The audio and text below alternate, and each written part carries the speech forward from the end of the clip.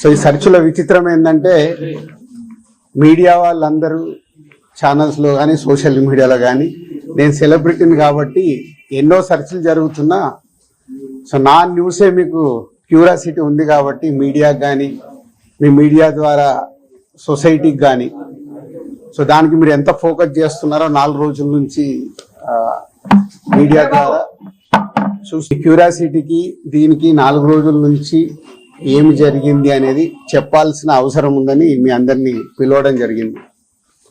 లేకుంటే తెలిసింది తెలియని ఏదేదో న్యూస్లు వేసుకుంటూ 4 రోజుల నుంచి హైలైట్ చేస్తూ ఉన్నారు.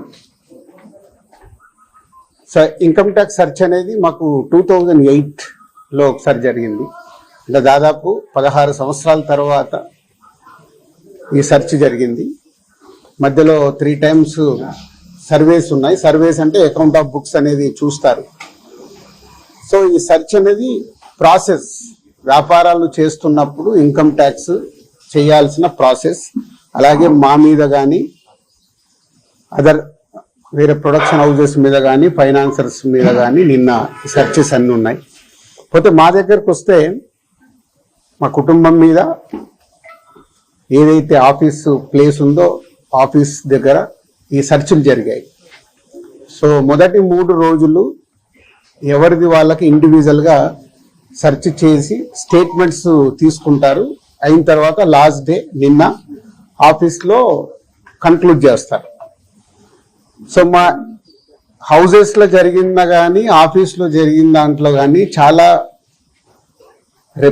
రిపీటెడ్గా వేసిన కొన్ని కానీ సోషల్ మీడియాలో కానీ ఇంత డబ్బు దొరికింది, ఇంత డాక్యుమెంట్స్ దొరికాయి, అది దొరికింది అనేది కొన్ని హైలైట్ చేశారు.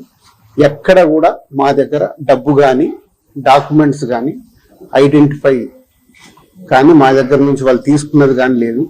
నా దగ్గర ఒక 5 lakhs, మా శిరీష్ గారి దగ్గర ఒక 4.5 lakhs, అలాగే మా డాటర్ ఇంట్లో 6 lakhs, ఆఫీస్లో 2.5 lakhs, మొత్తం బిలో 20 lakhs మా అందరి దగ్గర కలిపి బిలో 20 lakhs ఉంది. అలా ప్రతి ఒక్కటి ఇట్లా వాళ్ళు ఇన్కమ్ ట్యాక్స్ ఏమేమి చూసారనేది ఇలా వాళ్ళది అయిన తర్వాత పంచనామా చేసిస్తారు. సో క్యాష్ రూపంలో అది. అలాగే 5 సంవత్సరాల నుంచి మేము ఎక్కడ ప్రాపర్టీస్ కానీ వేరే దాంట్లో ఇన్వెస్ట్మెంట్ చేయడం కానీ ఎక్కడ ఏమీ జరగలేదు. అది కూడా డిపార్ట్మెంట్కు టోటల్గా అందరి దగ్గరికి వెళ్ళి క్లియరెన్స్ చేసుకున్నారు. ఇది క్లీన్, ఎక్కడ డాక్యుమెంట్స్ కానీ అలాంటివి ఎక్కడేం లేవు. అలాగే బిజినెస్ దాంట్లో ప్రొడక్షను, డిస్ట్రిబ్యూషను, థియేటర్ సైడ్ ఉన్నాం కాబట్టి వాళ్ళకి అన్నీ డీటెయిల్గా కావాలి. డీటెయిల్ అంటే ప్రొడక్షన్ ఎలా జరుగుద్ది, ప్రొడక్షన్లో 24 crops ఉంటాయి. ఆ 24 cropsలో లావాదేవీలు ఎలా ఉంటాయి ఒక్కొక్క సినిమాకి. సో ఆ డీటెయిల్స్ అన్నీ వాళ్ళు తీసుకోవడం జరిగింది. అలాగే డిస్ట్రిబ్యూషన్ సైడ్ ఎలా ఉంటుంది, ఎగ్జిబిషన్ సైడ్ ఎలా ఉంటుంది అనేది వాళ్ళన్ని డీటెయిల్స్ అడుగుతూ అందరి దగ్గర తీసుకొని ఫైనల్గా నా దగ్గర నిన్న ఇవన్నిటిని ఎవరెవరు ఏమేమి స్టేట్మెంట్లు ఇచ్చారు, ఏముంది అనేది ఫైనల్ నాతో నిన్న కన్క్లూడ్ చేశారు. డిపార్ట్మెంటే ఆశ్చర్యపోయింది. అంటే ఇంత దిల్రాజు గారిని మేము ఏదో ఎక్స్పెక్ట్ చేసాం, అలా ఉంటుంది ఇలా ఉంటుంది అని సెర్చ్ జరిగేటప్పుడు దే ఆర్ వెరీ హ్యాపీ. వాళ్ళకు మాకు జరిగిన కోఆపరేషన్లో కానీ దాంట్లో కానీ they are very happy department. ఫర్దర్గా ఆడిటర్స్ డిపార్ట్మెంట్ ఉన్న దాని మీద వాళ్ళు క్లారిటీ చేసుకుంటారు. అన్ని బుక్స్ ఆఫ్ అకౌంట్స్ కరెక్ట్గా ఉన్నాయా, ఇవేమున్నాయి లాస్ట్ 5 years అని అవన్నీ వాళ్ళు చేసుకొని కన్క్లూడ్ చేస్తారు. ఇదైపోతే మా మదర్ది, అమ్మకి 19th రోజు కాఫ్ కోల్డ్ ఎక్కువైంది. 19th అయిన తర్వాత ఇంట్లో వెళ్ళేసి ట్రీట్మెంట్ తీసుకొని వచ్చి ఇంట్లో ఉన్నారు. సడన్గా కాఫ్ ఎక్కువ అవుతే ఇమీడియట్లీ హాస్పిటల్కి పంపించాం. దానికి ఎవరో కొందరు హార్ట్ అటాక్ అని ఇంకేదో అయిందని రకరకాల న్యూస్లు క్యారీ చేస్తారు. She very fine. జస్ట్ 2 రోజులు, షీఈ్ 81 ఏజ్, 2 రోజులు హాస్పిటల్లో ఉండి ఇప్పుడు డిశ్చార్జ్ అయ్యి వస్తున్నారు. She very normal. Lungs infection కొంచెం పెరగడం వల్లే కాఫ్ వచ్చింది, దానికి ట్రీట్మెంట్ తీసుకొని వస్తున్నారు. సో దయచేసి మీడియా వారిని 4 రోజులు జరిగింది కానీ ఇది కానీ మీకు తెలిసిందో తెలియందో హైలైట్ చేసుకుంటే వేయకండి. నేను ఎప్పుడు రిక్వెస్ట్ చేస్తుంటాను. అంటే ఇప్పుడు నా మీద మీకు ఎంత క్యూరియాసిటీ ఉంటుందో ఒక సెలబ్రిటీగా, అలాగే చాలా మందికి అది ఉంటుంది. తప్పుడు న్యూస్ వెళ్ళినప్పుడు అక్కడ వాళ్ళకి ఇటు మాకు తెలిసిన కుటుంబాలు కానీ ఇష్టపడే వాళ్ళు కానీ తప్పు న్యూస్లు వెళ్తాయి. దయచేసి మళ్ళీ నేను ఎప్పుడు చెప్పేదే మళ్ళీ చెప్తున్నాను, తప్పుడు న్యూస్ని బయటికి తీసుకెళ్ళకండి. ఓకే, 4వ రోజు నాది కాదు కదా, మైత్రిలో జరిగింది, అభిషేక్ మీద జరిగింది, ఇలా అందరి మీద. ఇది ఇండస్ట్రీకి సంబంధించి ఎందుకు టార్గెట్ చేస్తారు? ఇన్కమ్ ట్యాక్స్ అనేది ప్రాసెస్, ఇదేమి ఇల్లీగల్ కాదు. ఇన్కమ్ ట్యాక్స్ అనేది ప్రతి ఒక్కరికి, మీరు కూడా టీడీఎస్లు కడతారుగా, ఎందుకు కడతారు? అస్సలు తప్పు. ఇవే అంటున్నా, రాంగ్ న్యూస్లు మీ ఇష్టంకి వచ్చినాయి అనేసుకొని వేయడం ఎందుకు? అభిషేక్ అగర్వాల్ కూడా ఉన్నాడుగా, మైత్రి కూడా ఉందిగా, వాళ్ళకు ఉన్న దాని మీద 18 years అయింది.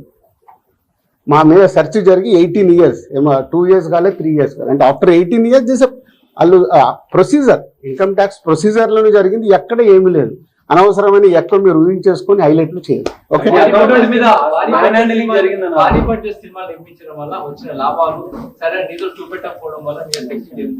నా దగ్గర కాదండి, మొత్తం జరిగితే మళ్ళీ మీ దగ్గర అంటారేంటి? సో అన్ని జరుగుతాయి, ఇట్స్ ఎ ప్రాసెస్. ఇందాక చెప్పాను కదా, 24 crafts కు ఎలా స్పెండింగ్ చేస్తున్నారు. ఇప్పుడు మా గేమ్ చేంజర్ ఇంత బడ్జెట్ అయింది, ఎలా స్పెండ్ చేస్తున్నారు? They want all accounts. మేము క్లీన్గా ఉండొచ్చు, తీసుకున్నోడు ఉండకపోవచ్చుగా. సో మా దగ్గరికి వెళ్ళి అన్ని డీటెయిల్ తీసుకొని ఎవరెవరికి వెళ్ళాయో వాళ్ళ ద్వారా చెక్ చేస్తారు. ఎందుకంటే TDS, GST, so many process ఉంటాయి. అంతేగాని ఎక్కువ ఊహించేసుకుంటున్నారు, ఏం లేదని. హైలైట్స్ దాంట్లో ఉండకుండా కొంచెం బయటికి రండి అని నా రిక్వెస్ట్. హీరోలకి, టాప్ డైరెక్టర్స్ కి బ్లాక్ ఇవ్వడం వల్లే ఇష్యూస్ వస్తున్నాయి అనేది కూడా వినిపిస్తుంది. మీలో కొంతమంది, మీ ప్రొడ్యూసర్స్ కొంతమంది చెప్తున్నారు, దీనికి ఏమంటారు? మీ ఛానల్స్ కూడా చాలా చెప్తారు, బ్లాక్ ఎక్కడ ఉంది, ఎక్కడికి వెళ్ళి వస్తుంది, నువ్వు సినిమా ఎక్కడ చూస్తున్నావు, ఆన్లైన్లో టికెట్ బుక్ చేసుకుంటున్నావు, 90% బుక్ మై షోలో బుక్ చేసుకుంటున్నావు, పేటిఎంలో బుక్ చేసుకుంటున్నారు. ఎక్కడుంది క్యాష్? 90% అకౌంట్లోనే. అదే అందరు మీరు బుక్ చేసుకుంటున్నారు, సినిమాలు చూస్తున్నారు. అది మళ్ళీ మీ ఊహ. ఎవరికి రావాల్సిన స్టోరీలు ఎప్పుడు రాసుకుంటూనే ఉంటారు, ఎందుకంటే మీకు కూడా హైలైట్స్ కావాలి కదా, లేకుంటే కష్టంగా. నేను మీకు అదేనండి చెప్తున్నా, 2008లో అయింది సెర్చ్ నా మీద. ఎన్ని సంవత్సరాల తర్వాత వచ్చారు? 1, 2 ఓన్లీ నా మీదే అవుతే మీరు మాట్లాడేది రైట్. ఇండస్ట్రీలో చాలా మంది మీద అయింది కదా, సో దానికి లింక్ లేదు కదా. అదే అనవసరమైనది ఊహించుకొని లింకులు చేయకండి అని నా రిక్వెస్ట్. అసలు నేను ఆఫీస్కి వెళ్ళాను, మరి నాకు ఎవరైనా చెప్పలా.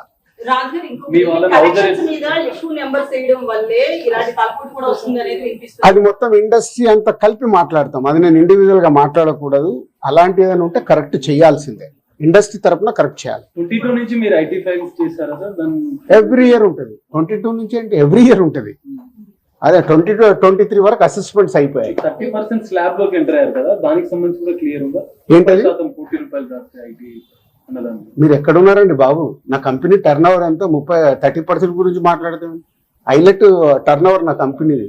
ఎప్పుడో 2008లోనే నా సర్వే అయిందంటే అప్పుడే ఎంటర్ అవుతుంది కదా ఉంది. అయితే ఫిల్మ్ ఇండస్ట్రీలో రైట్స్ జరగడం కూడా ఒక ప్రెస్టేజ్ ఇష్యూగా కొంతమంది చూస్తున్నారు, డైరెక్టర్లు, హీరోలు, వీళ్ళంతా. దీనికి ఏమంటారు? అంటే ఇన్కమ్ ట్యాక్స్ వాళ్ళు అదే అంటారు, సార్ మేము వచ్చినామంటే మీరు పెద్దోళ్ళు అని. సో మీ మీద కూడా చేయించుకోరు, మీరు ఫాస్ట్ గా పెద్దోళ్ళు అవుతారు. సిబ్బందిని కూడా హౌస్ అరెస్ట్ చేశారన్న.